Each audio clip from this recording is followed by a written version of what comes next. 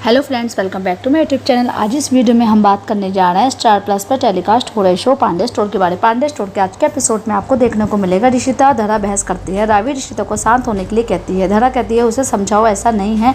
रावी कहती है इस बार तुम्हारी गलती है, अगर आप चाहती तो उसे चूड़ियाँ दिला सकती थी, लेकिन आपने ऐसा कुछ नहीं किया क्योंकि जब मैं इस घर में नहीं थी तो वो हमेशा आपके साथ खड़ी रही। धरा का कहना चूड़ियाँ अच्छी क्वालिटी की नहीं थी, मुझे लगा कि ऋषिता के लिए अच्छी नहीं लगेंगी क्योंकि हम तो सामान्य चीज़ पहन लेते, लेकिन ऋषिता ने हमेशा ब्रांडेड चीज़ पहनी है, इसलिए चूड़ी वाले ने भी इसे देखकर ज़्यादा पैसे मांगे। वहीं आप देखेंगे कीमत कम करने के लिए तैयार थी, लेकिन हम जानते हैं कि उसके पास मनी लॉकर है। आपने मेरा अपमान किया, मैंने आपकी खातिर नौकरी नहीं करने का फैसला किया। धरा कहती है कि मेरी गलती है, आपको मुझ पर एहसान करने की कोई ज़रूरत नहीं है। मैं प्रेग्नेंट हूँ, मैं बीमार नहीं हूँ, मैं अपना ख्याल खुद रख सकती हूँ। आप सभी को मेरे लिए कुछ बलिदान करने की ज़रूरत नहीं है, क्षमा करें। जाती और चली जाती है। रावी कहती है ऋषिता तुम नौकरी करो, मैं घर संभालूंगी। ऋषिता कहती है अब मैं किसी भी कीमत पर नौकरी करूँगी, चाहे कुछ भी हो जाए। अपना फ़ोन लेती है, फ़ोन करती है और कहती है मैं इंटरव्यू के लिए आ रही हूँ। ऋषिता कहती है कि मैं यह काम करूंगी, कम से कम मुझे दूसरों के लिए भीख मांगने की तो ज़रूरत नहीं होगी। ऋषिता नौकरी के लिए इंटरव्यू के लिए जाती है, वहाँ पुरुषों से बात करती है। उनका कहना है कि एक स्टार्ट है जो अपनी दुकानों को मॉल में बदलना चाहते हैं, आपको उनका विवरण प्राप्त करना होगा। वह कहती है टेली मार्केटिंग का काम है, ठीक है।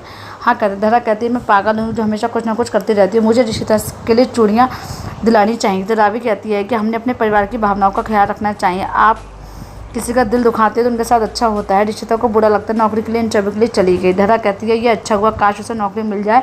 आदमी कहता है आपकी महीने की तनख्वाह 30,000 रुपये होगी, तो मैं कल से ज्वाइन करना होगा। ऋषिता कहती है ठीक है। वह आदमी कहता है कि कल आपको ऑफर लेटर मिलेगा, केवल रविवार की छुट्टी में। वह कहती है कोई समस्या नहीं, धन्यवाद। रावी का कहना है कि उसका काम कल से शुरू नहीं होना चाहिए।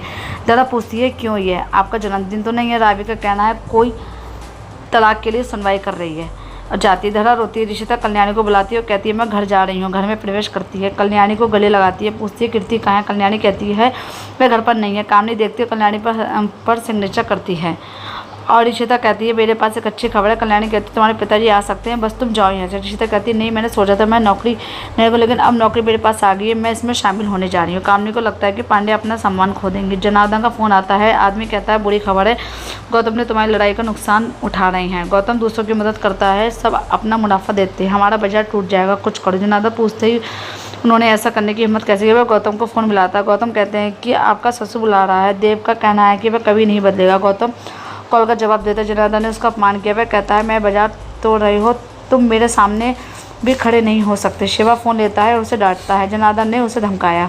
शिवा कहता है गौतम की अब उनकी फुटबॉल टीम होगी, हम अपना विरोध करेंगे। देव का कहना गौतम सोमनाथ संघ चुनाव में खड़े होंगे। वह फ़ोन काट देते हैं। गौतम कहते हैं कि आपने बहुत कुछ कहा। देव कहते हैं कि इस बार चुनाव पर खड़े होंगे, आपने कई बच्चों के बारे में बहुत कुछ बताया है। वहीं आप देखेंगे कि कल्याणी से ऋषिता को जाने के लिए कहती है। जनार्दन उसे देखेगा तो उसे कमरे में बंद कर देगा। जनार्दन घर आता है और पहरेदार पर चिल्लाता है। कामनी कहती है वह इतनी जल्दी कैसे आ गई। ऋषिता कहती है मैं जाऊंगी कैसे, लेकिन कैसे। कल्याणी कहती है तुम ऊपर जाओ और छुप जाओ। जनार्दन कहते हैं जब तक मैं पांड्या परिवार को बर्बाद नहीं करता था तब तक चैन से नहीं बैठूंगा। वह कल्याणी चिल्लाता है। ऋषिता खिड़की के बाहर चली जाती है। जनार्दन कल्याणी पर चिल्लाते हैं। ऋषिता छिप जाती है और देखती है। कल्याणी कहती है तुम गुस्से में लग रहा है। तो जनार्दन कहते हैं आप जानते हैं पांड्या ने क्या किया, उन्होंने मेरे बाजार को तोड़ने की कोशिश की, उन्होंने मेरी बेटी को छीन लिया। मैं दंडित करूंगा, अगर ऋषिता से बात करने की कोशिश करूंगी तो मैं तुम्हें नहीं छोड़ूंगा। ऋषिता जाती है। कामनी का कहना है इसकी अच्छी ऋषिता से कामनी कीर्ति ने घर नए कपड़े और मिठाई भिजवा देना, ऋषिता हमेशा के लिए साथ रहेगी। कल्याणी कहती है अगर जनार्दन जानता है। कामनी कहती है तो बेटी से मिलने का सपना छोड़ दो।